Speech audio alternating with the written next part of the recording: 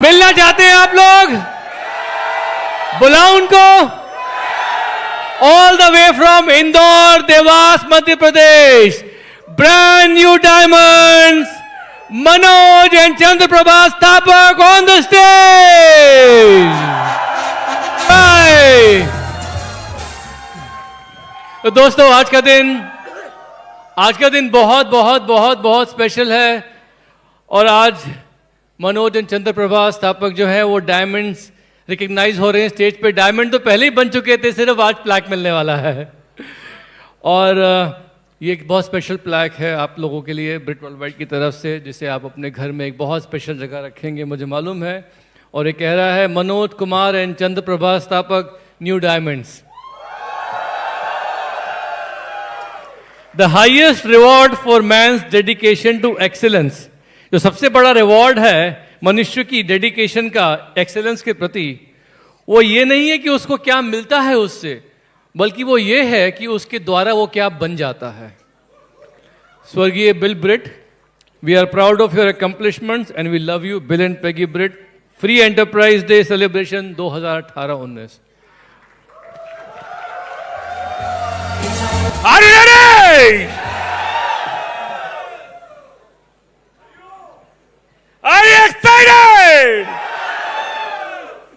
दोस्तों, मेरा नाम मनोज स्थापक है और मेरी ब्यूटीफुल वाइफ चंद्रप्रभा स्थापक, और हम आपका लाखों लाख धन्यवाद करते हैं जो आज हमारे इस खुशी के दिन में आप शरीक हुए।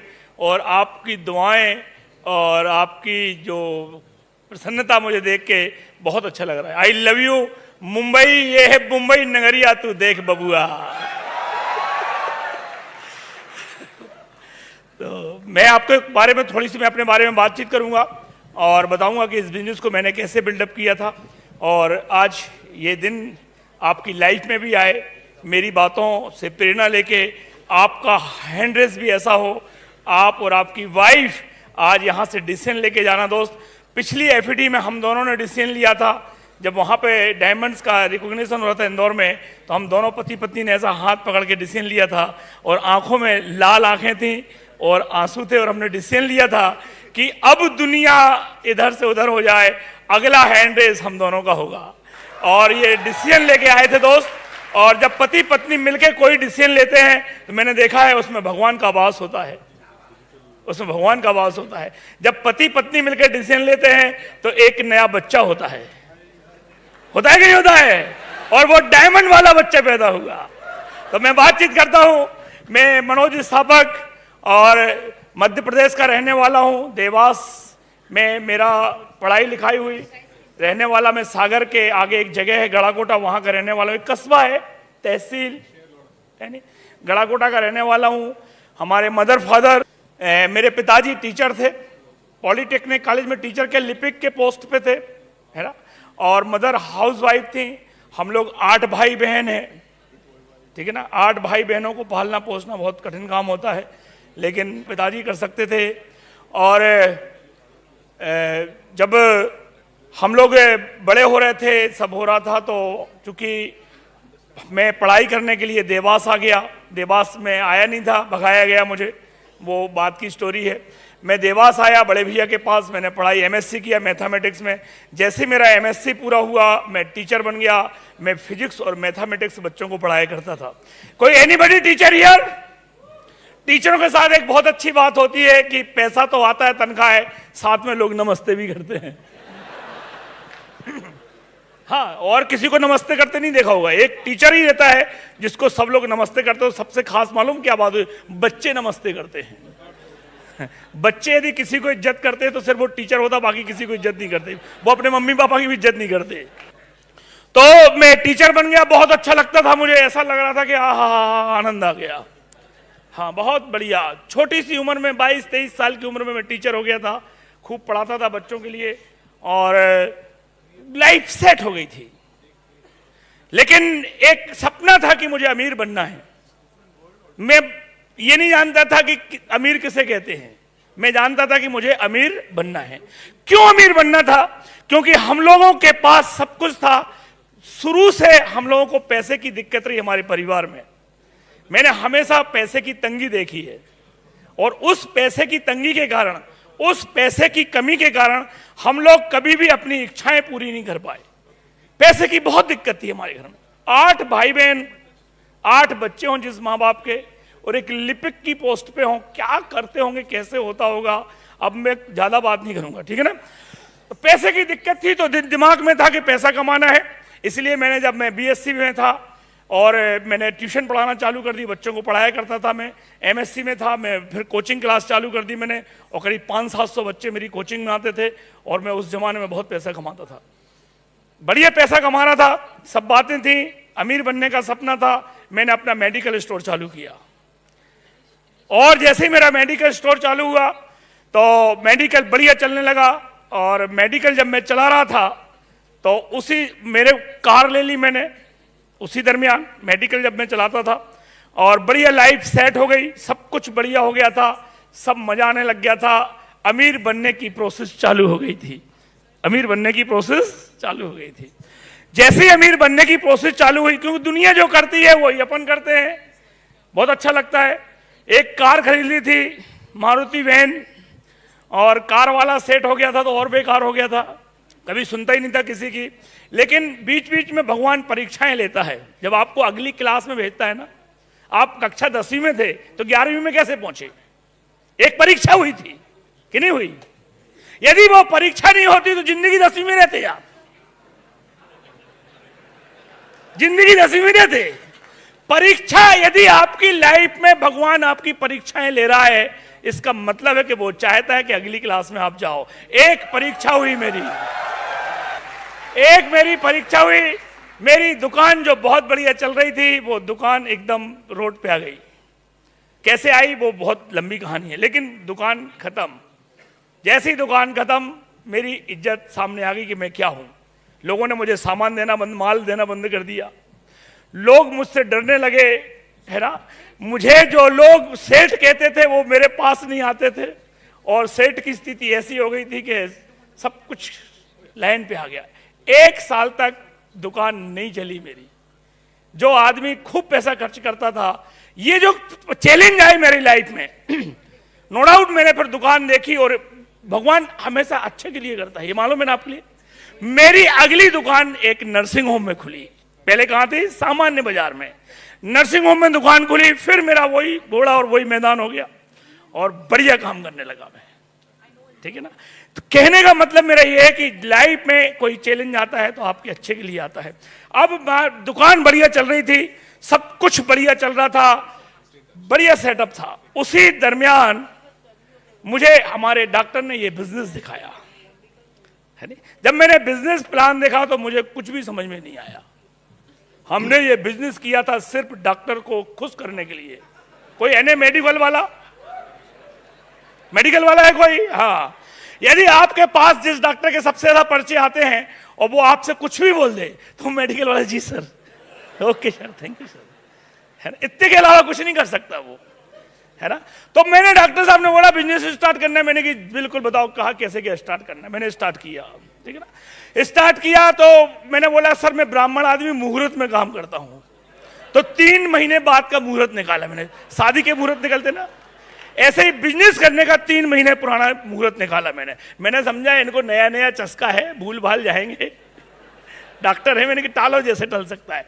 मैंने टालने की कोशिश की, लेकिन वो क्यों मानते। 3 महीने बाद फिर आके खड़े हो गए मनोज भाई। मैंने बोला ठीक है सर। तो मैंने पैसे EMI बोलते, क्या बोलते उसको, जानते हो ना? हाँ, किस्त बोलते हैं। हाँ, है कुछ किस्त। मैंने वो 4200 रुपए किस्तों में दिए, 1000 रुपए की 4 EMI, और 200 रुपए के लिए हंस दिया कि सर 200 तो नहीं दूंगा, और आज तक नहीं दिए, आज तक नहीं दिए। ऐसे बिजनेस की शुरुआत हुई, ऐसे बिजनेस की शुरुआत हुई। सिर्फ डॉक्टर साहब को खुश करने के लिए बिजनेस किया था मैंने। बिजनेस चालू हुआ तो जो डॉक्टर साहब, वो मेरे बीच में एक शख्स थे। मैं आपको इसलिए बता रहा हूं कि ऐसा कोई ना कोई आपका भी होगा जिसने आपको बिजनेस ज्वाइन करवाया होगा। वो शख्स थे, इंजीनियर थे, और उनने मुझे बिजनेस करवाया था। उनने बिजनेस किया, 89वें दिन वो मेरे पास आए एक डिब्बा लेके, ऐसा डिब्बा आता था पहले किट, और मेरे से बोले, मैंने कि सर किसी की ज्वाइनिंग हो गई क्या? बोले ज्वाइनिंग नहीं हुई है, मैं अपनी किट वापस करने जा रहा हूं। मैंने तुम्हें करवाया था, मैंने फंसाया था, तो मैं अपना कर्तव्य पूरा कर, कल के दिन मेरे से मत बोलना कि मनोज सर आपने फंसवा दिया था। आप अपना डिब्बा दो, मैं भोपाल वापस करने जा रहा हूं।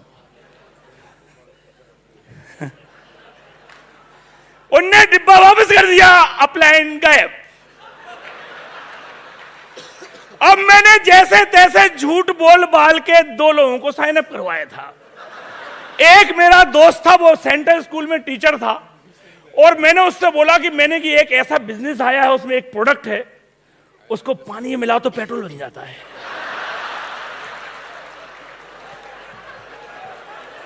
भाई कुछ मालूम ही नहीं था।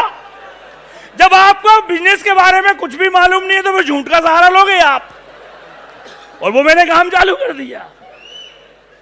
मैंने उससे बोला तो वो खत ज्वाइन हो गया। बोले ऐसा है, मैंने कहा लाओ पैसे दिए।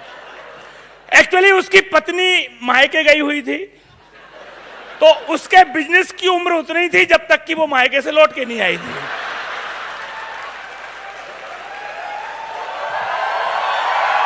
जैसे ही वो लौट के आई और उसका किट फिर अकेला आदमी में, अकेला, ना अपलाइन ना डाउनलाइन, अकेले घूम रहे हैं अपन। फिर एक बार सुमित जी आए, तो सुमित जी जब आए तो मैंने बोला सर अब तो बिजनेस कैसे क्या करेंगे, जो ज्वाइन करवाने वाले थे वही चले गए। एक मेरे साथ आया भी था, बड़ी मुश्किल से जैसे तैसे पटापटू के लाया था मैं। एक को और ज्वाइन करवाया था मैंने, जो जिस वक्त टीचर को ज्वाइन करवाया था, एक और मैंने झूठ बोल के ज्वाइन करवाया था। कोई डेवलपमेंट ऑफिसर है LIC में? नहीं है, बहुत बढ़िया बात। हाँ नहीं, वो समझ जाएंगे। मैंने डेवलपमेंट ऑफिसर से बोला कि एक की पॉलिसी करना है। मैं LIC के एजेंट था उसका। मैंने एक की पॉलिसी करना है, बहुत बड़ा आदमी, चलो उसको पॉलिसी करके आते हैं। और ऐसी मीटिंग बैठा दी, एक व्यक्ति प्लान दिखा रहा था, मैंने इसकी करना है, बैठ के समझो। 2 ज्वाइनिंग हुई, उसमें से एक ने किट वापस कर दी। सुमित जी आए, मैंने कि सर वो तो सब वापस कर दिया है, और कैसे क्या करना? तो बोले, मैंने कहा अब मेरा कौन? तो बोले इस बिजनेस में है कि यदि आपके बीच में कोई आदमी था वो चला गया तो अब ऊपर वाला अपलाइन बन गया। मैंने डॉक्टर संजीव शर्मा मेरी अपलाइन बन गए। थैंक्स गॉड, भगवान का लाखों लाख धन्यवाद, डॉक्टर संजीव कुमार शर्मा जैसा मुझे अपलाइन दिया, और उनने मुझे मदद करना चालू की। ठीक है ना? अब वो मदद कैसी करते थे, जैसे आप अपन लोग करते हैं। मैं हमेशा उनको खुश करने के चक्कर में रहता था। वो हमसे कोई भी बात बोलते थे, मैं कभी उनको मना नहीं कर। राजा दिन में रात कहे तो हम तारे चमकाएंगे। डॉक्टर साहब यदि मुझे दिन में बोलने के मनोज मुझे तारे, रात है तो मैं बोलता सर मुझे तारे भी दिख रहे, ये काम था अपना। तो वो बोले मीटिंग में चले, मैं जी सर। कभी मना कर आज ऐसा करने में, जी सर, करना कुछ नहीं, हाँ बोलने में क्या जाता है, काय का टेंशन भाई? टेंशन वो लोग लेते जो मना करते, कोई टेंशन, अपन हाँ बोलना भूल गए। तो अब वो पीछे लगे मेरे को, धीरे धीरे एक मीटिंग में लेके गए मुझे। वो उस मीटिंग में जब मैंने जाके देखा तो सुमित जी की मेले में, सुमित जी को यूं ही समझता था सामान्य नागरिक, सामान्य टाइप के व्यक्ति, ऐसे ही में सुमित जी होंगे। मैंने वहां मंच पे से सुना तो इनने बताया कि मैंने IIT की परीक्षा दी थी, तो मेरे कान खड़े हो गए। मैंने अपनी जिंदगी में मेरा ड्रीम था IIT बनने का, 2 बार IIT दी, दोनों के अंक जोड़िए, कटाप के पास नहीं पहुंचूंगा मैं। कटाप समझते ना, वहां भी नहीं पहुंचूंगा। उनने बोला कि मैं IIT दिल्ली से पास आउट हूं। दिल्ली जैसे बोला तो मुझे मालूम था कि दिल्ली में तो टॉप 100 लोग जाते हैं, उसके बाद फिर मुंबई, फिर उसके बाद मद्रास।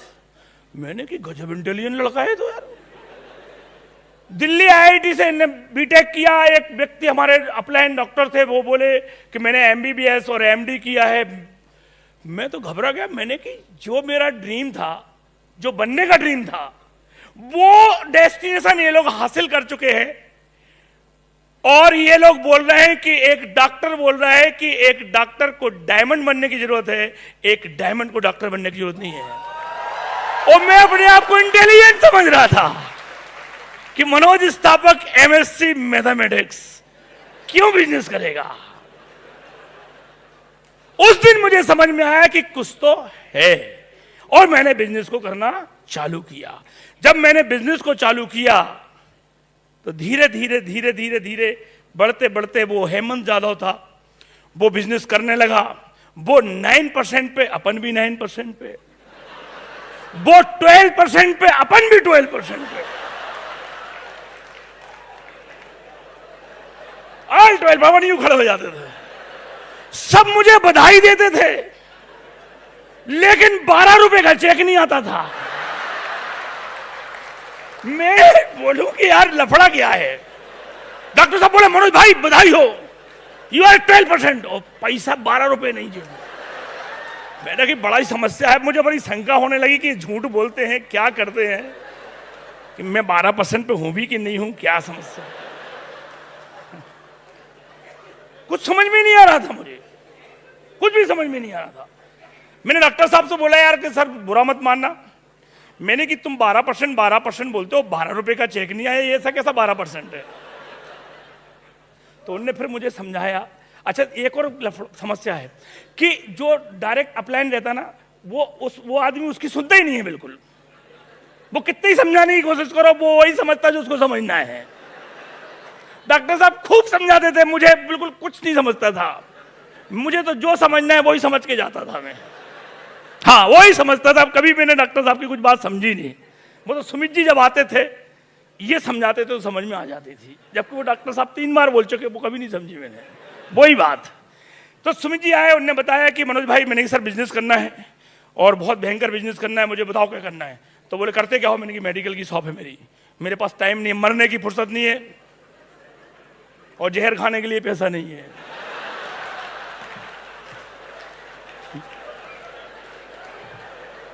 पहले ही बता दिया उन्होंने, टाइम था ही नहीं।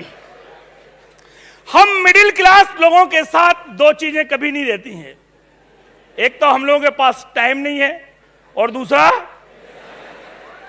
पैसा भी नहीं है। मध्यम वर्गीय लोगों की यह कहानी है। चूंकि पैसा शुरू से नहीं था हम लोगों के पास, पैसा आज से नहीं, शुरू से ही नहीं था पैसा। और लोगों का पैसे के बारे में बड़ा अच्छा ओपिनियन रहता है। लोग बोलते हैं पैसे के बारे में कि पैसा तो हाथ का मैल है। क्या बात करते हो मनोज भाई, पैसा तो हाथ का मैल है, कैसी बात करते हो। मैंने बोला कि ऐसा वही बोलते हैं जिनके हाथ में मैल होता है, पैसा नहीं होता। ऐसा वही बोलते हैं जिनके हाथ में मैल। कभी धीरू भाई अंबानी के मुंह से नहीं सुनोगे कि हम लोग ऐसे ऐसे मल रहे थे तो फैक्ट्रियां खड़ी हो गई, ऐसा हुआ होगा क्या। ऐसा वो ही बोलते हैं। एक किताब पढ़ रहा था, उसमें लिखा हुआ था किताब में कि पैसा आदमी की वो 6वीं इंद्री है जिसके अभाव में बाकी की 5 इंद्रियां काम करना बंद कर देती है। हम लोग बहुत इंटेलिजेंट, हम लोगों की 5 इंद्रियां कमजोर थी, मेरी और मेरे भैया की और छोटे वाले भाई की। 5 बहुत इंटेलिजेंट थे, लेकिन वो इंटेलिजेंस से हमारे काम नहीं आ रही थी। हम तुम्हारे बच्चों को पढ़ा पढ़ा के इंटेलिजेंट बना रहे थे।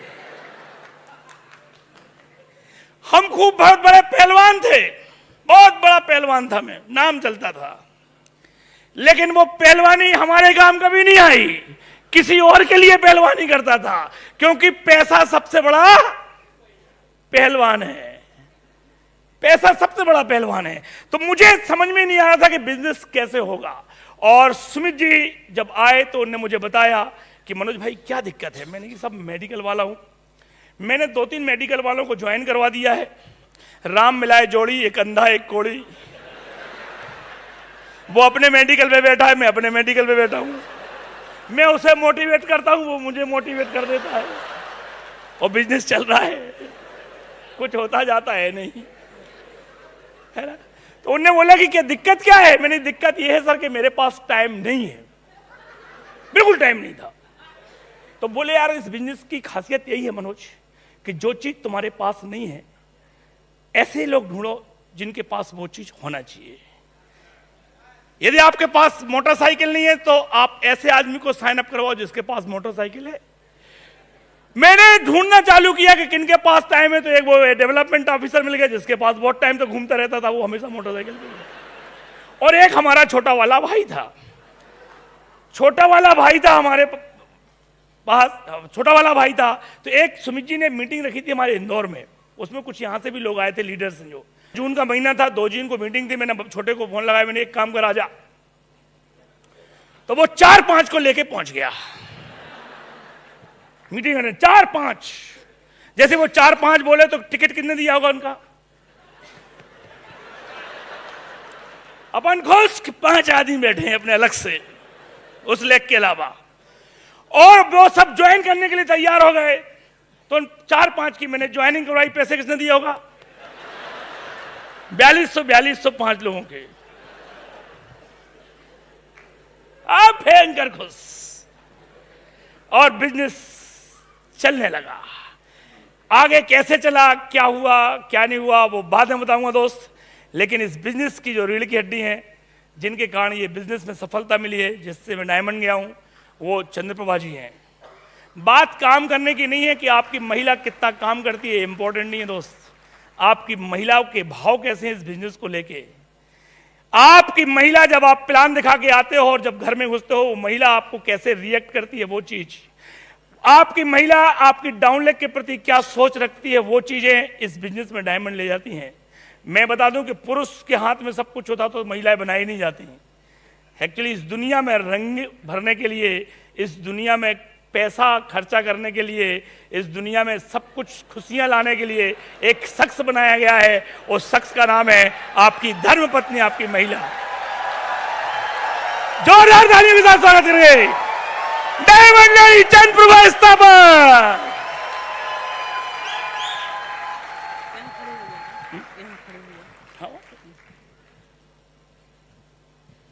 हेलो मुंबई,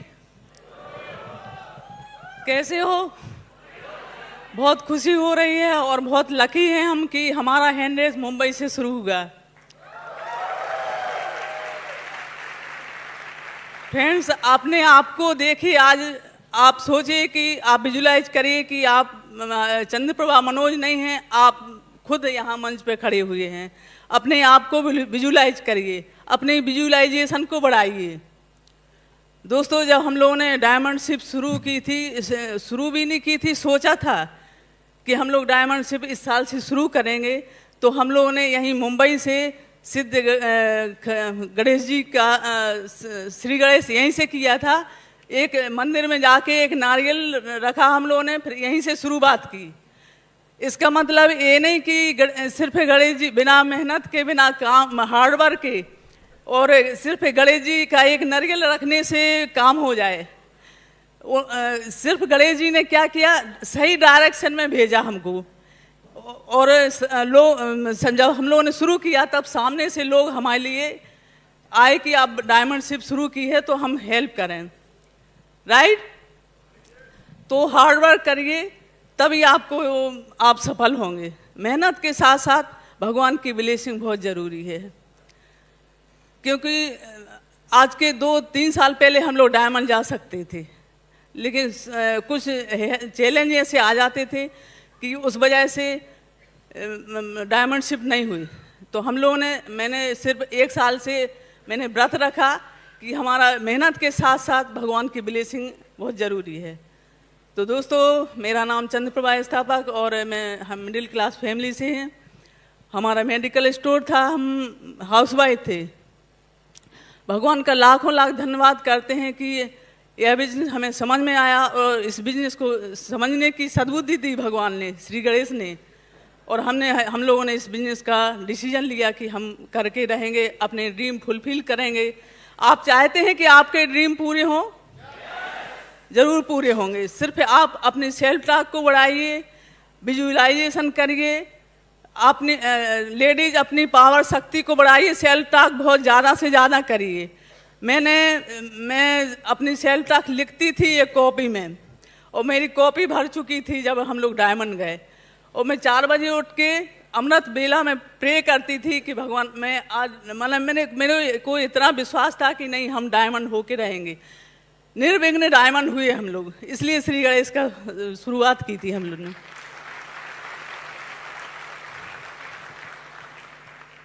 दोस्तों लाखों लाख धन्यवाद हमारे स्पॉन्सर डॉक्टर संजीव शर्मा, अर्चना शर्मा को, जिन्होंने हमें कदम कदम पर साथ दिया, बहुत हेल्प की, बहुत मोटिवेट किया। और उनके द्वारा ही हमारे doctor Sumit Tania, great mentor Sumit Tania Bahadur, उनके द्वारा ही मुलाकात हुई और उनसे ही हमारी मेंटरशिप उनके ही द्वारा शुरू हुई और हम डायमंड हुए। क्या बोलूँ, मैं भी मिडिल क्लास फैमिली से हूँ। मेरे यहाँ कृषि कार्य होता था और हम लोग भी 8 भाई बहन हैं। और मैं बचपन बहुत अच्छा बीता मेरा, कोई कभी परेशानी नहीं हुई। और जब हम लोग ने इस बिजनेस को शुरू किया तब हमारे पास भी टाइम नहीं था। ये मेडिकल पे बैठते थे, मैं घर और परिवार संभालती थी। तो जब बच्चे छोटे छोटे थे, बेटा 1 साल का था, बेटी 2 साल की थी, तो हम लोगों ने बच्चों का एक्सक्यूज नहीं बनाया कि बच्चे छोटे छोटे हैं, हम मीटिंग सेमिनार कैसे अटेंड करें। दोस्तों देखिए, एक बात बताऊं कि जीवन में जो कुछ भी सुविधा असुविधा होती है, उससे चाहे वो दिन रात हो या हस्बैंड वाइफ हो, कुछ भी हो, लाभ हानि हो, कुछ भी हो, यदि आपको लगता है कि हम ये नहीं कर पाते, ये असुविधा नहीं हो पाती, तो हम कुछ भी नहीं कर पाते। तो हम लोगों ने सुविधा को नहीं देखा। दोस्तों आज इस बिजनेस में हम लोगों के साथ, इसी बिजनेस के साथ साथ ही बड़े हुए हैं और हम लोगों के साथ बच्चों ने विदेश यात्रा भी की है। हर साल विदेश यात्रा करते हैं बच्चों सहित, बहुत मज़ा आता है, वो बहुत इज्जत सम्मान मिलती है। दोस्तों इस बिजनेस के बारे में कुछ क्या बताऊं आपको कि ये कल्पवृक्ष की तरह है, जो मांगो वो मिलता है, राइट। दोस्तों 2007 में मेरी तबीयत खराब हुई, ऐसी तबीयत खराब हुई कि मेरे को दो साल बेड रेस्ट करना पड़ा और उसी वजह से हमारा बिजनेस डाउन में चला गया। सिर्फ 2 ही लेग बची। दोस्तों भगवान परीक्षा लेता है, लेकिन भगवान चाहता है कि आप इस परीक्षा में आगे बढ़ो, अगली क्लास में जाएं। भगवान यदि चाहता है कि आप कुछ चैलेंज आया तो आपको अगली क्लास में भेजें, राइट। तो फास्ट ग्रोथ के लिए परीक्षा बहुत ज़रूरी रहती है। दोस्तों आज ये बिजनेस ऐसा बिजनेस है कि इस बिजनेस में हमको हेल्थ वेल्थ हैप्पीनेस सब कुछ मिलता है। आज इस बिजनेस की वजह से हमारा इंदौर में मकान है, बच्चे टॉप के स्कूल में पढ़े हुए हैं, टॉप के कॉलेज में पढ़ रहे हैं, बहुत अच्छी लाइफ है, इज्जत है, सम्मान है, लेडीज़ को सब कुछ अच्छा मिलता है। तो आप कर सकते हैं। दोस्तों इस बिजनेस में हस्बैंड वाइफ के रिलेशन अच्छे होते हैं और घर की लेडीज अपने हस्बैंड को फ्री रखिए, क्योंकि जब तक हम हस्बैंड को फ्री नहीं रखेंगे, सपोर्ट नहीं करेंगे, सबसे बढ़िया लेडीज का हाथ रहता है। जब तक हम उनको फ्री नहीं रखेंगे कुछ भी नहीं होने वाला। अपनी हस्बैंड वाइफ की यूनिटी को बढ़ाइए, दोनों में विश्वास रखिए, एक दूसरे का विश्वास जीते हैं। क्योंकि हस्बैंड जब बाहर जाता है तो वाइफ की चिंता रहती है, क्योंकि विश्वास नहीं जीत पाते वो, राइट। तो एक दूसरे का विश्वास जीतिए, अपने डाउन लेग से रिलेशनशिप बनाइए, उनकी केयरिंग नेचर रखिए और गिविंग एटीट्यूड रखिए, उन पर विश्वास करिए। आप विश्वास दें, होप दें लोगों को और सब कुछ बढ़िया होगा। तो दोस्तों ये बिजनेस बहुत बढ़िया है। दोस्तों एक ही बात कहूँ कि विकल्प बहुत मिलेंगे मार्ग भटकाने के लिए, और संकल्प एक ही काफ़ी है मंजिल पाने के लिए। Thank you, wish all the best. Over to my husband Manoj, Sthapak को सुनिए अब। तो दोस्तों प्रभा जी के लिए जोरदार तालियां।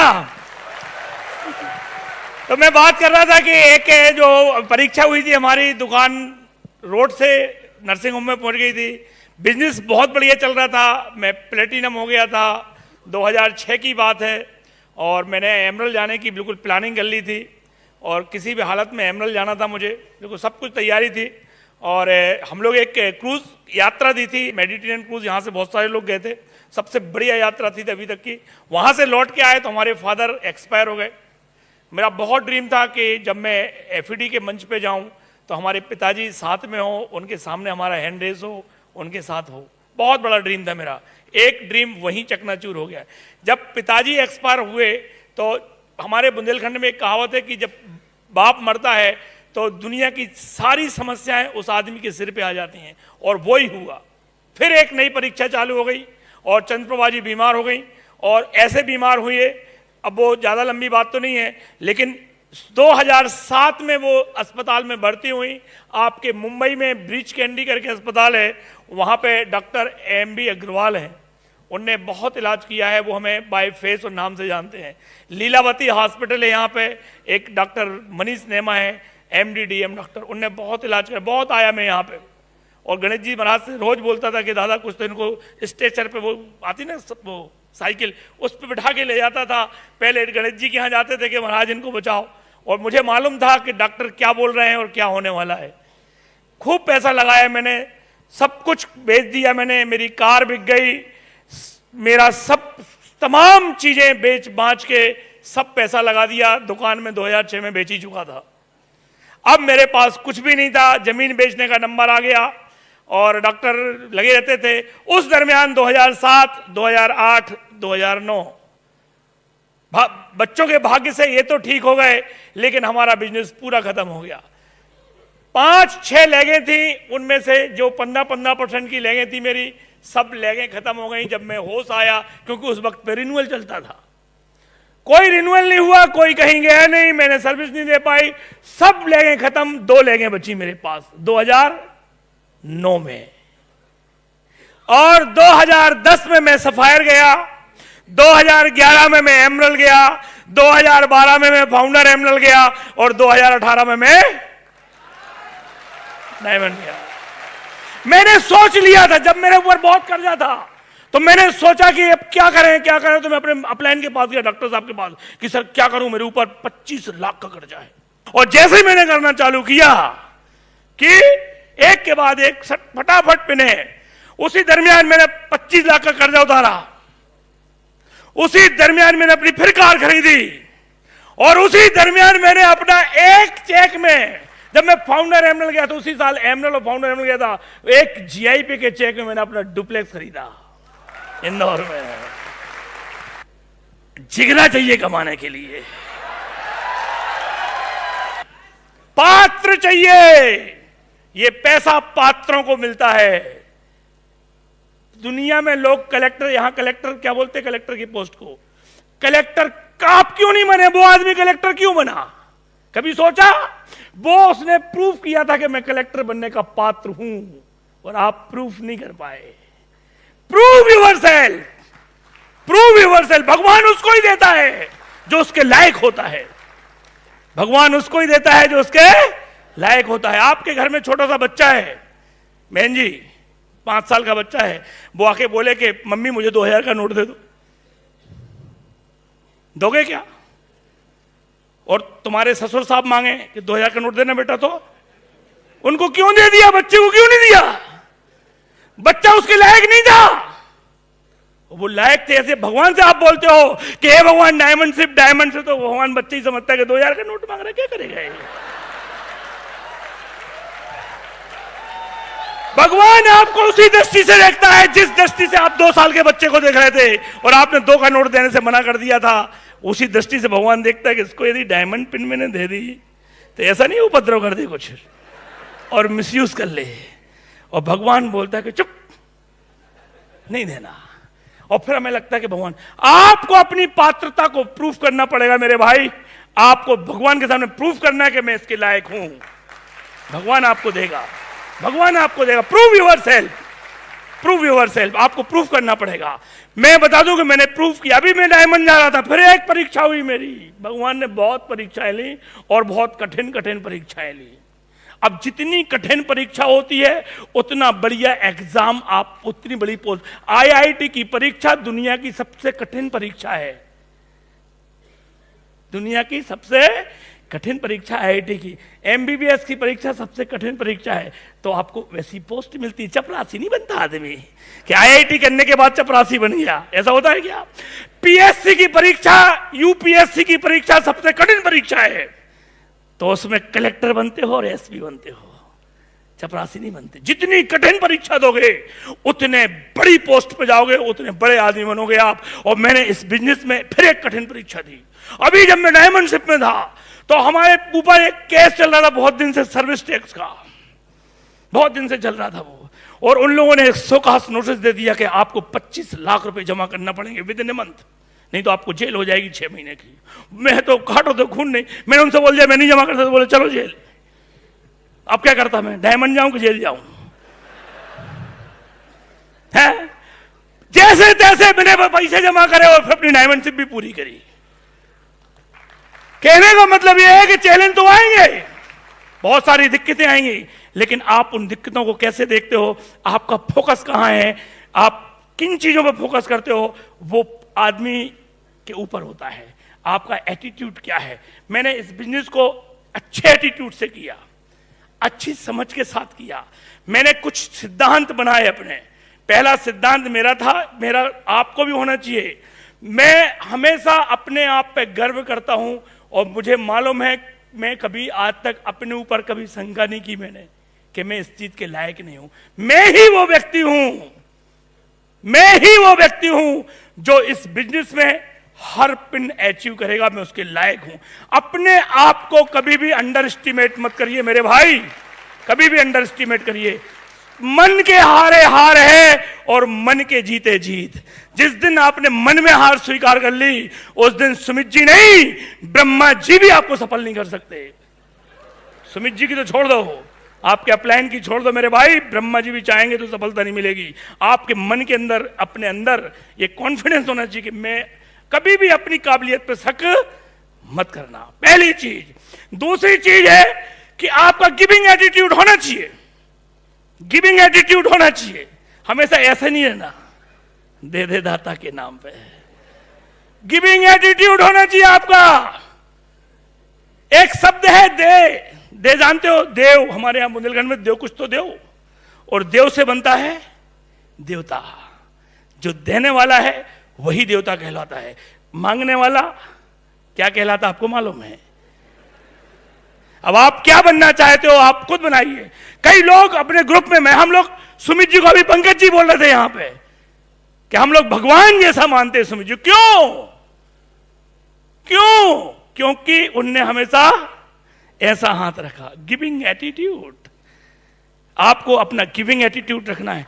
जिन लोगों ने भी गिविंग एटीट्यूड रखा है वो लोग हमेशा सफल होते हैं और लोग उसको अच्छी नजर से और इज्जत की नजर से इज्जत मिलती है, सम्मान मिलती है उनको जिनका गिविंग एटीट्यूड रखिए। तीसरी चीज है कि unity, unity is the must. अब यूनिटी है भाई, यूनिटी रखना है, लेकिन आप बॉस बने फिर रहे हो। बॉस नहीं बनना है, दोस्त बनना है। मैंने दोस्त बन के लोगों के साथ बिजनेस किया और इस बिजनेस में सक्सेस मुझे मिलती चली गई। मैं आपको कुछ चीजें बताऊंगा दोस्त। हम लोगों के साथ दो चीजें होती हैं, हमारे पास दो चीजें होती हैं। एक चीज होती है जरूरतें और एक होते हैं सपने।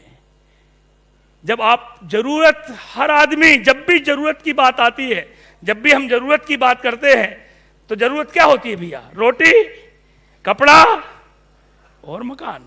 चाहत क्या है? क्या चाहते हो आप? मालूम चाहत क्या कहलाती है? जिस चीज के को सोचो और भगवान याद आ जाए और किस्मत याद आया उसको चाहत कहते हैं। जैसे बहुत पैसा, भैया किस्मत में होगा तो कहां जाएगा? भगवान को देना होगा तो छप्पर फाड़ के देगा। कार, अच्छी महंगी कार, जैसी महंगी कार की बात करते हो और कौन याद आ जाता है? भगवान याद आता है। क्यों चिंता करती हो? किस्मत में होगी तो आ जाएगी। भगवान के यहां देर है अंधे नहीं है।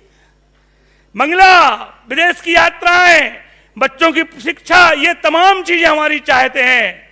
लेकिन दुनिया के 80% लोग अपने जरूरतों में ऐसे उलझते हैं कि ये चाहते हैं धरी की धरी रह जाती हैं। और फिर हम बोलते हैं कि मनोज भाई, आपने अभी हमारा वो नरीमन पॉइंट तो देखा ही नहीं है। कहाँ लगता सिंगापुर, सिंगापुर का भाप है ये, है ना। जो भी पॉइंट है यहाँ पे क्या है भगवान जाने, है ना। आपने मनोज भाई हमारे यहाँ का वो बीच तो देखा नहीं है, जो गोल्डन रिसोर्ट बीच से भी 100 टाइम बेटर देन मुंबई में है। कौन जाए हवाई जहाज में, कहीं क्रैश व्रेश हो जाए तो लफड़ा हो जाए। हमें भगवान याद आते हैं, हमें किस्मत याद आती है। कभी भी हमने जरूरतों में भगवान कभी याद नहीं आते। अब आपकी जरूरत में बताता हूं, गैस की टंकी, ये जरूरत है। और चाहत आपकी क्या है? कार। अब आपको कार की जब पत्नी बात करती तो आप बोलते हो चिंता मत करो, किस्मत में होगी तो कहां जाएगी, भगवान के यहां देर है अंधेर है जरूर मिलेगी। अब मान लो आपके घर में गैस की टंकी खत्म हो गई, अब अपनी पत्नी से बोलते क्यों चिंता करती हो, किस्मत में होगी तो कहां जाएगी, भगवान के यहां देर है अंधेर नहीं, पक्के में आएगी।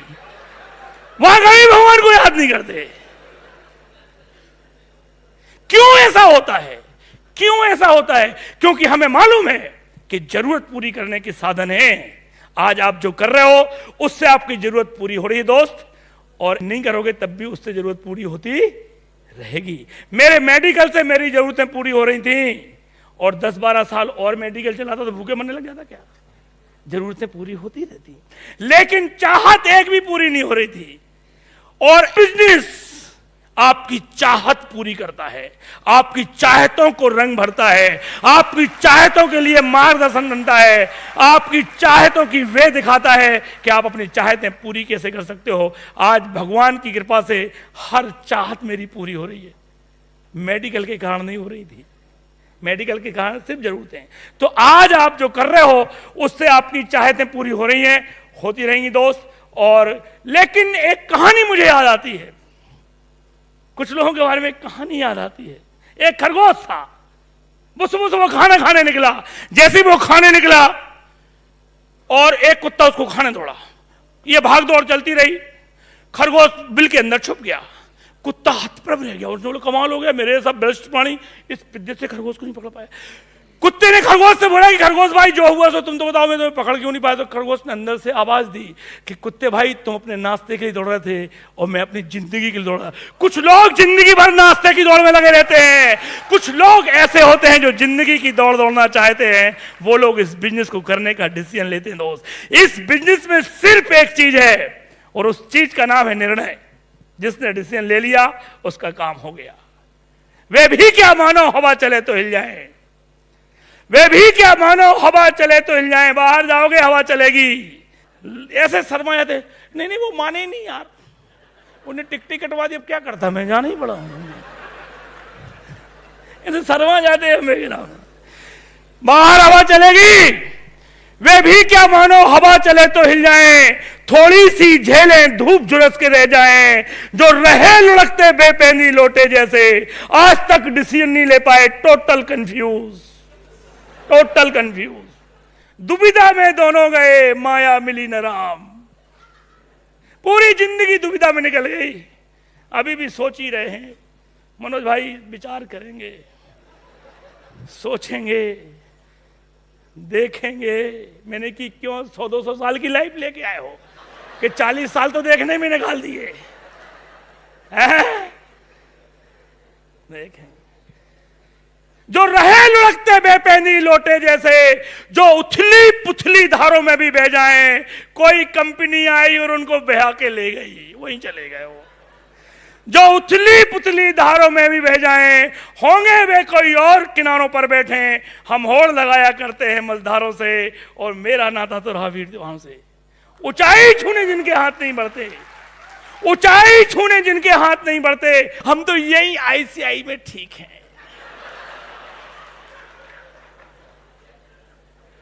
वारे आदमी, ऊंचाई छूने जिनके हाथ नहीं बढ़ते, ऐसे बोने कैसे ऊंचे हो सकते हैं। जिनके जीवन की चादर रही सदा मैली, वो दाग दूसरों के कैसे धो सकते हैं। होंगे वे कोई और, होंगे वे कोई और, अंधेरे जिनको प्रिय। हम प्रेरित उजियारों के वंदनवारों से और मेरा नाता तो रहा वीर दुआओं से। मानवता के फूलों की जिनने रक्षा की, सुमित बहादुर, पंकज टिटोरिया, विजय प्रकाश गुप्ता। मानवता के फूलों की जिनने रक्षा की, मैं उन कांटों के गुन गाया करता हूं। हो सीधी सच्ची राह सभी चल लेते हैं, दुकान गए घर आ गए, खेती कर ली घर आ गए, नौकरी कर ली घर आ गए। कौन सा बड़ा काम कर रहे हो दोस्त? दुनिया कर रही, सो आप कर रहे हो।